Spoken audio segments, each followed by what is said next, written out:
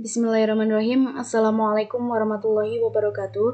Kami dari kelompok 7 akan mempresentasikan mengenai peran guru dalam pengembangan kurikulum PAI. Sebelum kami memulai presentasi, saya akan membacakan kelompok kami. Yang pertama Aziza Ayu Anggari, yang kedua Dia Mulia Santika. Baik, memasuki pembahasan yaitu peran guru dalam pengembangan kurikulum pendidikan agama Islam. Pengembangan kurikulum yaitu pengarahan tujuan pendidikan yang diharapkan karena adanya berbagai pengaruh yang sifat positif yang datangnya dari luar ataupun dari dalam sendiri atau internal dengan harapan agar peserta didik dapat menghadapi dan memahami masa depannya dengan baik sebagai anak dan generasi muda bangsa. Yang kedua, yaitu pada dasarnya peran guru dalam pengembangan kurikulum pendidikan agama Islam itu ada 4. Yang pertama yaitu sebagai implementer atau sebagai pelaksana. Yang kedua sebagai developer atau sebagai pengembang. Yang ketiga sebagai adapter atau sebagai penyelaras. Dan yang keempat sebagai research atau sebagai peneliti. Baik, memasuki pembahasan yang pertama yaitu peran guru sebagai implementer atau pelaksana kurikulum, yaitu kurikulum tingkat satuan pendidikan atau KTSP yang telah dirancang secara terpusat dan dalam bentuk garis-garis besar program pengajaran GPB. Seperti peran dan tanggung jawab guru dalam melaksanakan kurikulum PAI adalah sebagai berikut. Ada 1, 2, 3, 4, 5, 8. Yang pertama yaitu melaksanakan proses pembelajaran sesuai dengan rencana pembelajaran. Yang kedua, menerapkan model pembelajaran yang sesuai dengan materi pembelajaran di lingkungan sekolah. Yang ketiga, memanfaatkan media pembelajaran yang sesuai dengan materi dan kondisi rumah. Yang keempat, menciptakan lingkungan belajar yang menyenangkan. Yang kelima, mengembangkan interaksi pembelajaran, baik dari strategi, metode, dan teknik. Yang ketujuh yaitu mengelola kelas dengan baik dan sesuai dengan alokasi waktu. Yang ke-8 merefleksikan pelaksanaan proses pembelajaran yang dilakukan. Dan yang terakhir yaitu berkonsultasi dengan kepala madrasah atau pengawas.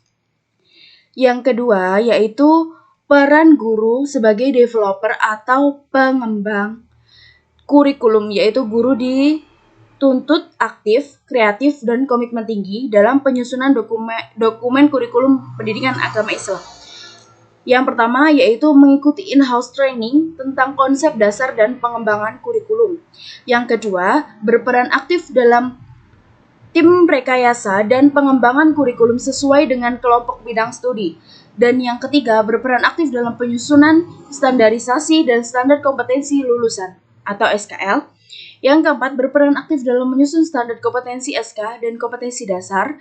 Yang kelima, mengembangkan silabus pembelajaran. Dan yang keenam, menyusun RPP dan perangkat operasional yang mendukung RPP seperti lembar kerja siswa dan bahan ajar seperti LKS atau modul pembelajaran. Baik, selanjutnya akan diteruskan oleh teman saya.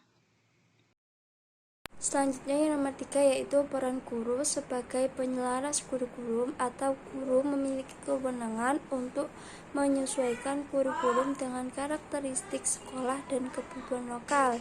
Misalnya, mengidentifikasi keadaan dan kebutuhan masyarakat terhadap madrasah atau sekolah, menentukan fungsi dan susunan atau komponen muatan yang sesuai dengan kebutuhan madrasah dan masyarakat sekitar. Berdasarkan fungsi, muatan, dan kebutuhan lembaga tersebut dapat ditentukan kajian kebutuhan lokal. Dan yang nomor 4 yaitu menentukan mata pelajaran yang sesuai dengan kebutuhan madrasah dan masyarakat. Dan yang nomor 5 yaitu mengembangkan standar kompetensi dan kompetensi dasar serta silabus. Selanjutnya yang nomor 4 yaitu peran guru sebagai peneliti kurikulum, yaitu guru mempunyai peranan sebagai peneliti kurikulum yang dilaksanakan sebagai bagian dari tugas profesional guru yang memiliki tanggung jawab dalam meningkatkan kinerjanya sebagai guru. Selanjutnya yaitu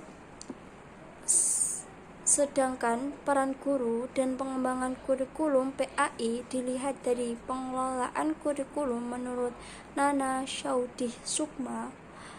Dinata yang dilihat dari segi pengolahannya yang terdiri dari peranan guru dalam pengembangan kurikulum yang bersifat sentralisasi, peranan guru dalam pengembangan kurikulum yang bersifat desentralisasi, dan peranan guru dalam pengembangan kurikulum yang bersifat sentral-desentral. Mungkin cukup sekian yang dapat kami sampaikan. Ada kurang lebihnya mohon dimaafkan.